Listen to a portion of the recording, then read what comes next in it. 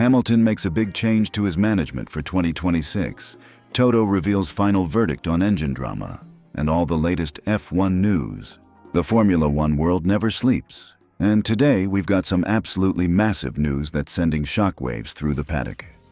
Lewis Hamilton, the 7-time world champion, has just made another major shakeup to his inner circle ahead of the 2026 season. But this isn't just any ordinary personnel change. This one has serious implications that could reshape the entire F1 landscape. Picture this. You're one of the greatest drivers in motorsport history. You've just endured what many are calling the worst season of your career. And now you're making dramatic changes to get back to the top. That's exactly what's happening with Lewis Hamilton right now. And the ripple effects are already being felt across multiple teams. Let me break down what's really going on here. Because this story has layers that go way deeper than just a simple management change.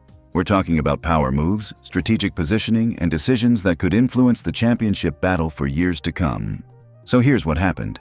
Hamilton has officially parted ways with his manager Mark Hines, and this isn't just a random business decision. Hines is reportedly heading to Cadillac, the new American team that's about to shake up Formula One in a big way. But to understand why this matters so much, we need to dive into the history between these two men and what it means for the future.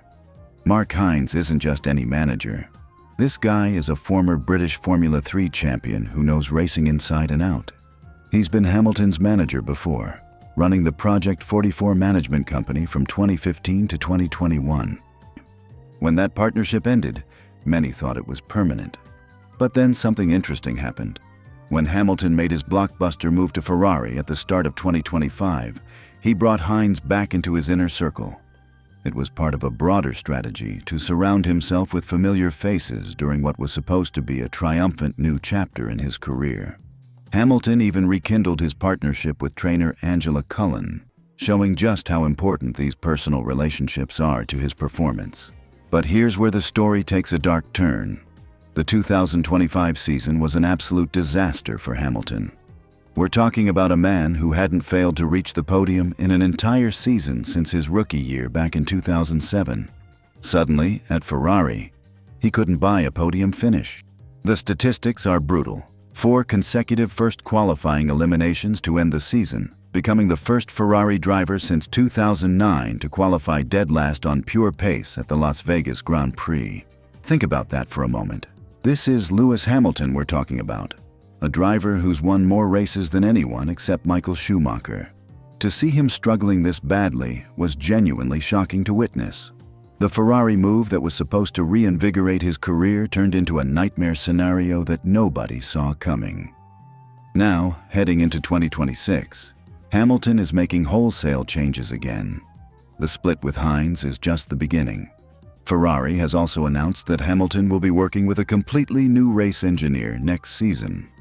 His 2025 engineer, Riccardo Adami, has been reassigned to work with Ferrari's junior academy and testing programs. That's a diplomatic way of saying the partnership didn't work out.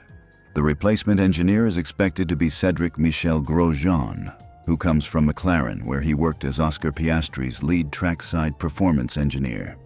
According to his LinkedIn profile, Michel Grosjean is currently on a career break before starting his new role. This is significant because McLaren had an incredibly successful 2025 season, and bringing in someone from that environment could be exactly what Hamilton needs. But let's talk about the Cadillac angle, because this is where things get really interesting from a political and strategic standpoint. Hines isn't just randomly jumping to Cadillac. He has existing connections there through Zhou Guanyu, who was recently signed as Cadillac's reserve driver for 2026. Hines is part of Zhou's management team, along with Graham Loudon, who happens to be the Cadillac team principal. This creates a fascinating web of relationships that could have major implications for the sport. Cadillac is positioning itself as a serious player in Formula One, and by securing someone with Hines's experience and connections, they're sending a clear message about their ambitions. Remember, this is the same man who helped manage one of the greatest careers in F1 history. From Hamilton's perspective, this change represents something much deeper than just switching managers. At 41 years old, he's at a crossroads in his career. The Ferrari dream hasn't worked out as planned. And he needs to make some serious decisions about how he wants to spend what are likely his final years in the sport. The timing of these announcements is also telling. We're still in the early part of 2026, with the new season approaching fast. For Hamilton to be making these kinds of changes now suggests that the winter break was spent in serious reflection about what went wrong in 2025 and how to fix it. Hamilton himself hinted at these changes after the final race in Abu Dhabi last year. When asked what needed to happen over the winter break for him to enter 2026 with confidence, he talked about analyzing everything, not just the technical side with Ferrari, but also his personal team and support structure. He mentioned looking at efficiency, timing, travel arrangements, and all the little details that can make or break a championship campaign. This level of introspection and willingness to make hard decisions shows that Hamilton isn't ready to accept failure. Despite having nothing left to prove in terms of his legacy, he's still fighting to get back to the top.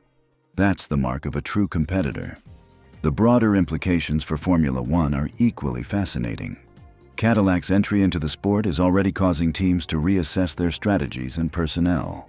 By attracting someone of Heinz's caliber, they're showing that they plan to be competitive from day one, not just make up the numbers.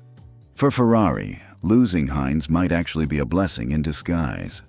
If the relationship wasn't working and changes were needed anyway, it's better to make them now rather than halfway through the season. The team has shown they're committed to giving Hamilton every possible tool for success by also changing his race engineer. Looking ahead to the 2026 season, these personnel changes could be the catalyst Hamilton needs to turn things around. Sometimes a fresh perspective and new voices are exactly what's required to break out of a performance slump. We've seen this happen before in Formula One, where a simple change in personnel has unlocked a driver's potential. The psychological aspect of these changes shouldn't be underestimated either. For Hamilton, making these decisions gives him a sense of control and agency over his situation. Rather than accepting the status quo after a disappointing season, he's taking proactive steps to improve his chances of success. What makes this story even more compelling is how it demonstrates the interconnected nature of modern Formula One. Personnel moves don't happen in isolation. They create ripple effects that can influence multiple teams and championships. Heinz moving to Cadillac could help that team accelerate their development and become competitive faster than expected. As we look toward the start of the 2026 season, all eyes will be on how these changes impact Hamilton's performance. Will the new race engineer provide the technical insight and communication style he needs? Can Ferrari find the right balance between supporting their superstar driver and maintaining team harmony? The next few months will be crucial for answering these questions. Pre-season testing will give us our first glimpse of whether these changes have had the desired effect. But one thing is certain, Lewis Hamilton isn't going quietly into the night. He's fighting for every advantage he can get, and that should make the 2026 championship battle absolutely electrifying to watch. This is the kind of drama that makes Formula One so compelling. It's not just about the cars and the technology. It's about the human stories, the relationships, and the constant evolution of teams and drivers, seeking that extra tenth of a second that can make all the difference between victory and defeat. Red Bull Racing is hemorrhaging staff members faster than a pit stop gone wrong, and what's happening behind the scenes at Milton Keynes is absolutely shocking. While everyone's been focused on the new Formula One regulations for 2026, a massive administrative earthquake has been tearing through one of the sport's most successful teams, and the fallout is far from over. Just this week, 4 senior staff members have been shown the door at Red Bull Racing, and here's the kicker. They weren't even told why they were being fired. We're talking about people who've been with the team for years, some since 2013, suddenly finding themselves without jobs as the new management structure flexes its muscles and reshapes the entire organization from top to bottom. This isn't just about a few departures. This is the continuation of a brutal house cleaning that started back in July when Christian Horner was fired as team principal, along with 2 other high-ranking directors. What we're witnessing now is the ripple effect of those seismic changes, and it's revealing just how deep the organizational turmoil runs within Red Bull Racing. Let me break down exactly who we've lost this week and why their departures matter so much for the future of this championship-winning team. First up is Joanna Fleet, who served as Human Resources Director for both Red Bull Racing and Red Bull Technology. She'd been with the squad since 2013, meaning she lived through the team's golden era of dominance. Think about that. Over a decade of institutional knowledge walking out the door. Fleet would have overseen the hiring and development of countless staff members who contributed to Red Bull's championship runs. Then we have Julia George, the Director of Partnerships since 2022. In Formula One, partnerships are absolutely crucial. These are the relationships that bring in sponsorship money, technical collaborations, and strategic alliances that keep teams competitive. Losing someone in this role right before a major regulation change could seriously impact the team's ability to secure the resources they need for 2026. Simon Smith-Wright, the Group Marketing Director who only joined in December 2024, is also out. Here's someone who barely had time to implement any marketing strategies before getting the axe. Marketing in Formula One isn't just about selling merchandise. It's about building the brand value that attracts top-tier sponsors and maintains global fan engagement.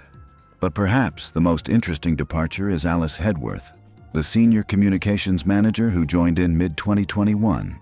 If you're a Formula One fan, you might actually recognize her face.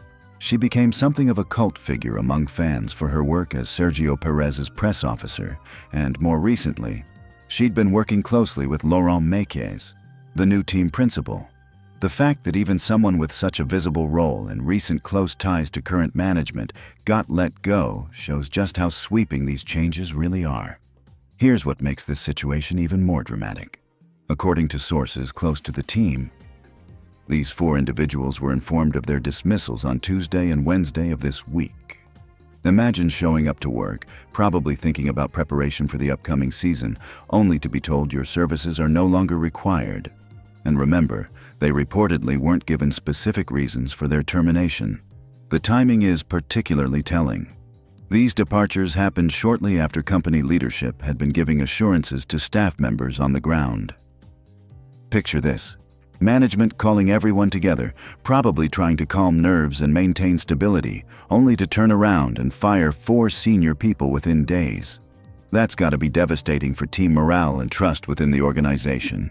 What's really fascinating is how all of these departures connect back to the Christian Horner era. And every single one of these 4 staff members was hired during Horner's time as team boss and CEO.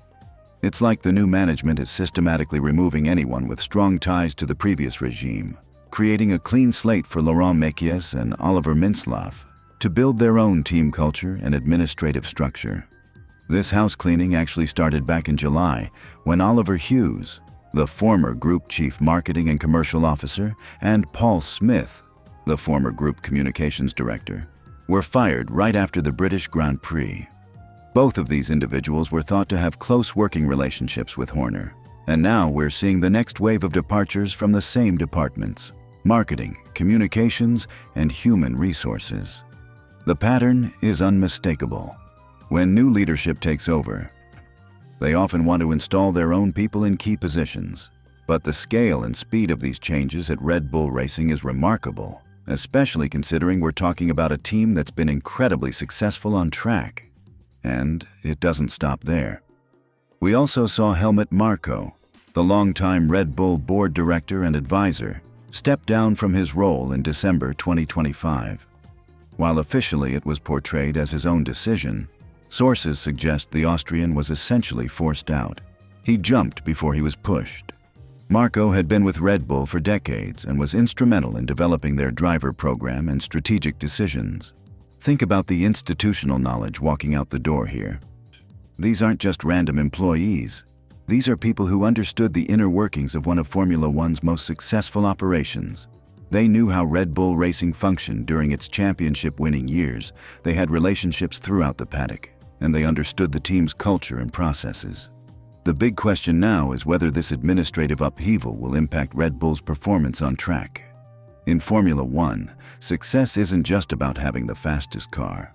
It's about having a well-oiled machine behind the scenes that can support the technical team, manage partnerships, communicate effectively with media and fans, and maintain team morale.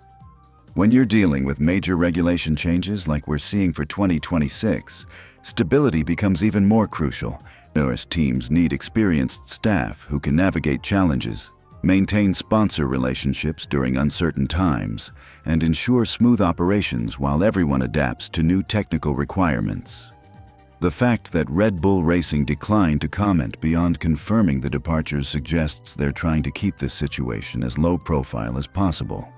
But in the tight-knit Formula One community, news like this travels fast, and other teams are probably watching closely to see if any of these talented individuals might be interested in new opportunities. Laurent Mekies and Oliver Mintzlaff are clearly putting their stamp on the organization, but massive changes like this always come with risks. Will they be able to replace this experience and expertise quickly enough? Can they maintain the high standards that Red Bull Racing is known for while rebuilding their administrative structure? What happens next will be absolutely critical for Red Bull Racing's future. The 2026 season is approaching fast, and Formula One waits for no one. Whether this administrative shakeup strengthens the team by bringing in fresh perspectives and eliminating potential internal conflicts, or whether it creates instability at a crucial time, remains to be seen. But one thing's for certain, the Red Bull Racing that emerges from this transformation is going to look very different from the one we've known for the past decade. What if I told you that Formula One's biggest championship contender isn't losing sleep over his rivals' secret weapons? While teams across the paddock unveil mind-bending innovations that could reshape the sport, Lando Norris remains surprisingly calm. But should he be worried, or does he know something we don't? The 2026 Formula One season has already delivered more surprises than anyone expected, and we haven't even reached the first race weekend. With completely new technical regulations transforming these machines into something we've never seen before, every team is gambling on radical designs that could either propel them to glory or leave them struggling at the back of the grid. Let me take you inside the mind of the reigning world champion as he faces the biggest technical revolution in Formula One history. The Barcelona shakedown last week pulled back the curtain on some absolutely wild engineering solutions. Picture this: Ferrari rolling out with front-wing pillars that look like they belong on a spaceship, Aston Martin sporting suspension geometry that defies conventional wisdom, and Mercedes adding tiny vanes to their floor that might unlock massive performance gains. These aren't minor tweaks we're talking about.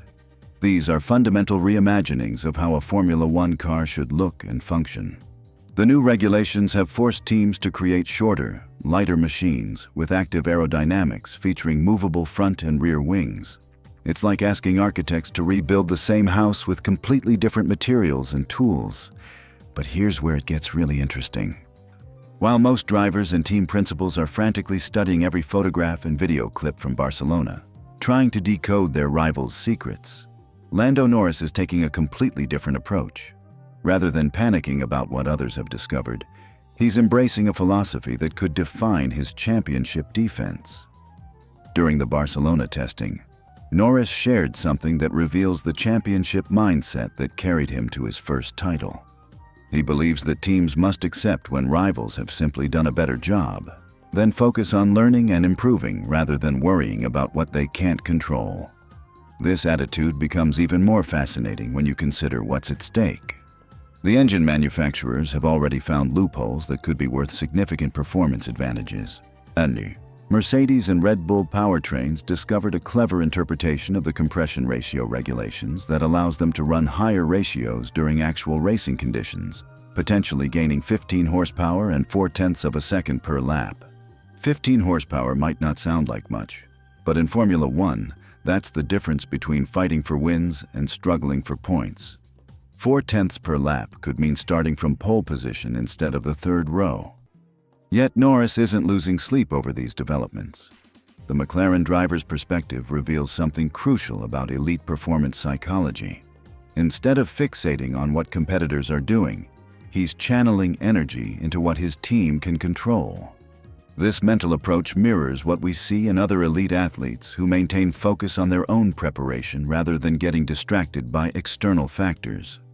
McLaren finished third fastest during the shakedown, with Norris just 2.5 tenths behind Lewis Hamilton's benchmark time. George Russell claimed second position, suggesting that Mercedes might have unlocked something special with their innovative floor modifications and those mysterious vanes that caught everyone's attention. But here's what makes Norris's confidence particularly intriguing. The active aerodynamics system introduces variables that nobody fully understands yet. Unlike traditional Formula One cars, where aerodynamic packages remain static throughout a race, these new machines can adjust their wings on the fly, creating opportunities for strategic advantages that could completely change race dynamics. Norris acknowledges that races could become more unpredictable as teams learn to optimize their energy management while mastering the active aerodynamics. Different teams might choose to save energy in certain parts of the track while deploying maximum power elsewhere, creating fascinating strategic battles that we've never experienced before. The complexity extends beyond just the aerodynamics and engines. Teams are working with completely new suspension philosophies, with some choosing push rod configurations while others opt for pull rod setups. These fundamental design decisions will influence everything from tire wear to cornering characteristics, and their impacts won't be fully understood until teams compete wheel to wheel in actual race conditions. What's remarkable about Norris's approach is how it reflects the mindset of a true champion. Rather than getting overwhelmed by the technical complexity and constant stream of innovations emerging from rival camps, he's maintaining focus on continuous improvement and team cohesion. This philosophy becomes even more important when you consider that Formula One has entered an era where technical regulations change more frequently than ever before. Teams that can adapt quickly while maintaining internal focus will have significant advantages over those that become distracted by external developments. The upcoming test sessions in Bahrain will provide the next glimpse into how these innovations translate to actual performance. Teams will have 3 days to refine their setups and understand how their cars behave on a completely different circuit layout. The data gathered during these sessions could determine championship trajectories before the season even begins. McLaren's preparation extends beyond just testing. The team has been working on understanding how to maximize the potential of their active aerodynamics system while ensuring reliability under race conditions. Unlike shakedown testing, actual races will demand sustained performance over extended periods, pushing these new technologies to their limits. Norris recognizes that the season ahead will demand flexibility and continuous learning. The teams that can process information quickly and implement improvements efficiently will gain crucial advantages as everyone navigates this new technical landscape together. The psychological aspect of championship defense adds another layer of complexity. Norris must balance confidence in his team's capabilities with the humility to recognize when competitors have found superior solutions. This delicate balance could prove decisive as the season unfolds. Looking ahead to the Australian Grand Prix weekend beginning March 6th, the true performance hierarchy will start revealing itself. Melbourne's unique circuit characteristics will test these new cars in ways that Barcelona and Bahrain cannot, providing the first real indication of which innovations have delivered meaningful performance gains. The beauty of Norris's approach lies in its simplicity and wisdom. By accepting that rivals might temporarily gain advantages while focusing on his team's continuous improvement, he's positioning himself and McLaren for sustained success throughout what promises to be an incredibly competitive season. As Formula One enters this new technical era, Lando Norris stands as a reminder that championship mentality transcends engineering innovations. While others might panic about rivals' secret weapons, true champions focus on maximizing their own potential and maintaining the relentless pursuit of perfection that separates winners from everyone else. The 2026 season promises to deliver unprecedented excitement as these revolutionary machines hit the track for real competition. But if Lando Norris's calm confidence is any indication, the reigning champion might just have the mental edge needed to navigate this technical revolution successfully. What if I told you that Formula One just completely transformed overnight? that the sport you thought you knew has been reborn with changes so radical they're making veteran team bosses sound like excited kids on Christmas morning. Well, buckle up, because the 2026 Formula One season is about to blow your mind, and one of the most respected figures in the paddock just gave us the inside scoop on why these new cars might be the best thing to happen to racing in decades. I'm talking about Toto Wolff, the mastermind behind Mercedes' recent dominance. And when a guy who's seen it all in Formula One starts gushing about new regulations like he's never seen anything better, you know something massive is happening. But here's the kicker. While everyone's been speculating about these changes for months, Wolff just dropped some bombshell insights that reveal exactly why 2026 could be the most exciting season in Formula One history. Let me paint you a picture of what's actually happening here. For years, Formula One has been wrestling with fundamental problems that have been slowly killing the excitement. Cars that look more like spaceships than race cars. Overtaking so rare it becomes headline news. Engines that sound like vacuum cleaners instead of the screaming beasts we fell in love with. Racing that's become so predictable you could set your watch by it. But 2026 changes everything. And I mean everything. The new regulations represent the most comprehensive overhaul Formula One has seen in decades. We're talking about changes so significant that teams started shifting their development focus 2 years early just to prepare. These aren't minor tweaks to wing angles or small engine modifications. This is Formula One hitting the reset button and rebuilding itself from the ground up. And Toto Wolff, a man who doesn't mince words and has zero reason to oversell anything, just declared these changes absolutely spectacular. But what makes his opinion so compelling isn't just his experience. It's that he was specifically asked to find fault with the new regulations, and he genuinely couldn't. Think about that for a second. Here's a team principal who's been in the sport long enough to see every major regulation change of the past decade. Someone whose job literally depends on finding competitive advantages and spotting problems before anyone else. And he's looking at these 2026 cars saying he can't find a single negative aspect. Let's break down what's actually changed and why it matters so much. First, the visual transformation is stunning. Wolff describes these new cars as looking like proper Formula One machines again. No more of what he calls the whales of the past, those oversized, ungainly monsters that dominated recent seasons. The 2026 cars have struck that perfect balance between not too big and not too small, creating what Wolff calls spectacular aesthetics that actually look like the Formula One cars we remember falling in love with. But the real game changer is the engine concept, and this is where things get absolutely wild.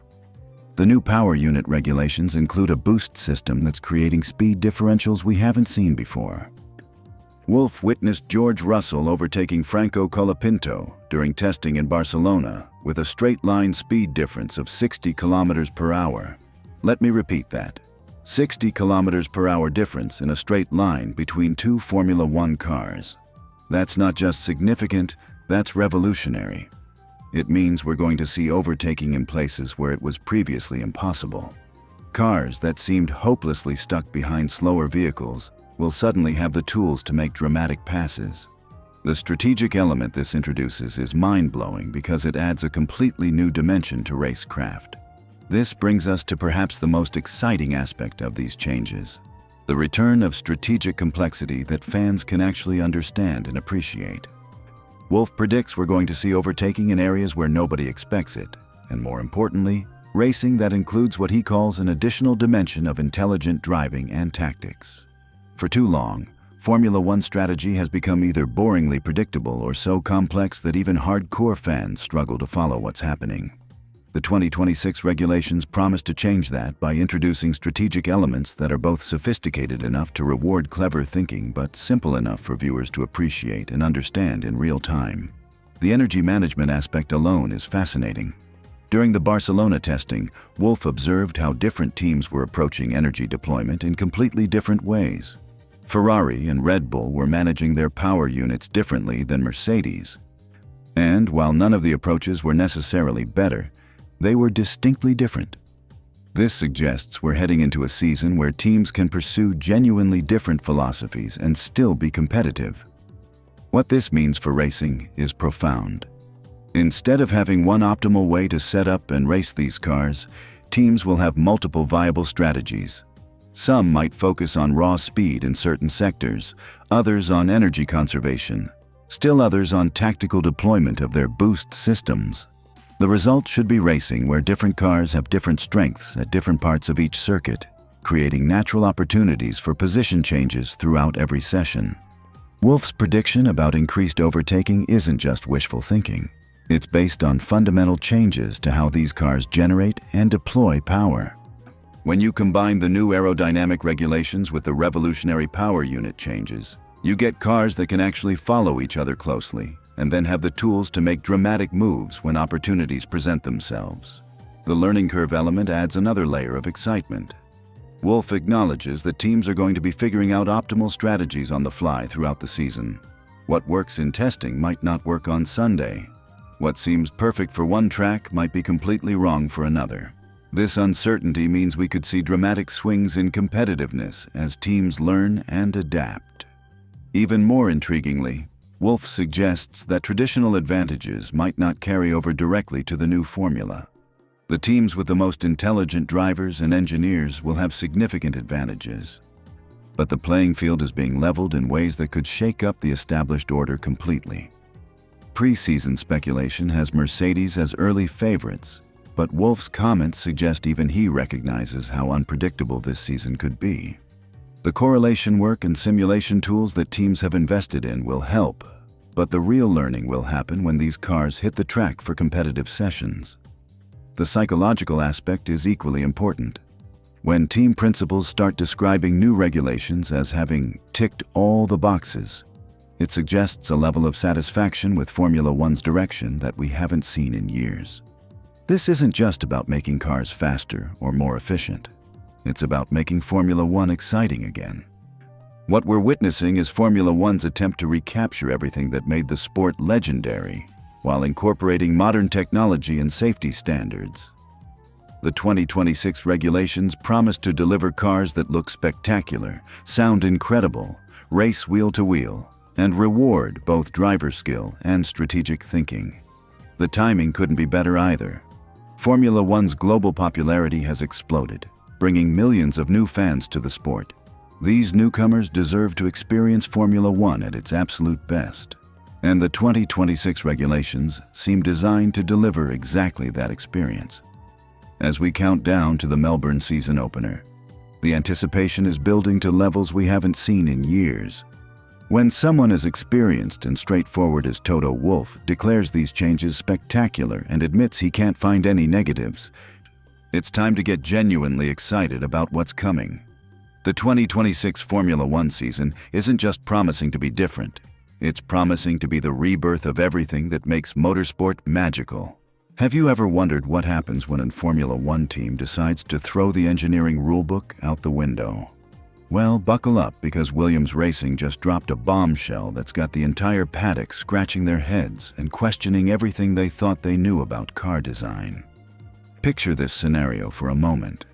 You're building the most advanced racing machine on the planet, and while every other team is following conventional wisdom, you decide to take a completely different path.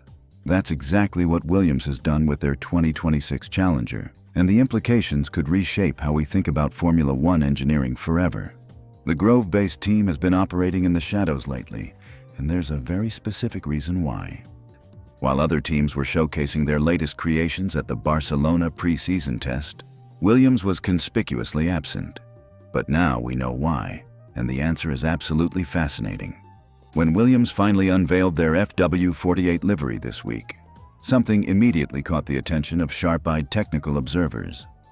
Key suspension components were mysteriously missing from both the show car and the official renders.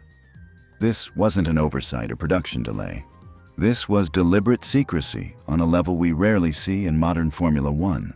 The reason for all this cloak and dagger behavior has now been revealed, and it's genuinely groundbreaking. Williams has become the only team on the 2026 grid to implement what's called a split suspension setup. While this might sound like technical jargon to casual fans, the implications are staggering. Let me break this down in simple terms.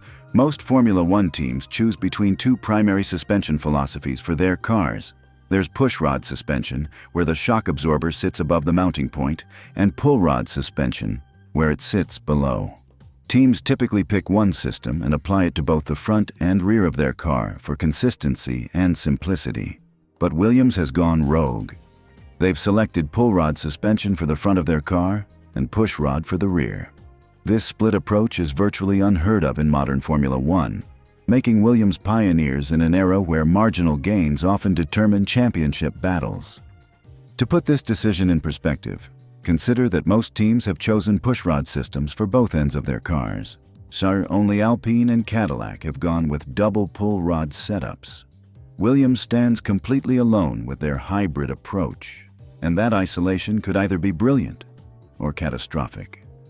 Team principal James Vowles has been surprisingly candid about their unconventional choice, describing their front suspension solution as slightly different from the competition. But he's also quick to acknowledge that their approach isn't as radical as what Adrian Newey has created for Aston Martin. The mention of Newey brings up another fascinating subplot in this technical arms race. The legendary designer has apparently pushed the boundaries so far with the Aston Martin AMR26 that even experienced engineers are questioning whether his solutions should be physically possible. Vowles himself admitted he wouldn't want to be responsible for designing Newey's suspension system, calling it very impressive, very creative, very extreme. This level of innovation and risk-taking represents something we haven't seen in Formula One for years. The 2026 regulation changes have created an opportunity for teams to fundamentally rethink their approach to car design, and Williams appears to be seizing that moment with both hands. The timing couldn't be more critical for Williams. After enduring years in the wilderness, they've finally found their footing again. Carlos Sainz's 2 podium finishes last season helped secure 5th place in the Constructors' Championship, marking their strongest performance since 2017. Now, with Sainz and Alex Albon behind the wheel of this revolutionary machine, and they're positioning themselves as potential dark horses for 2026. But innovation always comes with risk, and Williams is walking a technical tightrope. Their absence from the Barcelona test raised immediate concerns about the car's development progress. Speculation ran wild about potential weight issues, with some suggesting the FW48 could be as much as 30 kilograms overweight. Fortunately, those fears appear to be largely unfounded. Williams has confirmed their car weighs in at 772.4 kilograms, just 4.4 kilograms over the minimum weight limit. For context, the Mercedes W17, widely considered the early season favorite, weighed 772 kilograms at launch. This means Williams is well within striking distance of optimal weight distribution. The strategic implications of Williams' suspension choice extend far beyond pure performance metrics. By selecting a path that no other team has taken, they've created a unique development trajectory that could yield unexpected advantages as the season progresses. While other teams will be sharing similar challenges and solutions, Williams will be operating in uncharted territory. This isolation brings both opportunities and risks. On the positive side, any breakthroughs Williams achieves will be theirs alone, potentially giving them a significant competitive edge. However, if they encounter problems, they won't have the luxury of learning from how other teams have solved similar issues.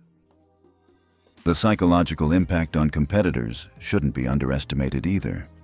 When a team makes such a bold technical gamble, it forces rivals to question their own choices. Are Mercedes, Red Bull, and Ferrari missing something fundamental?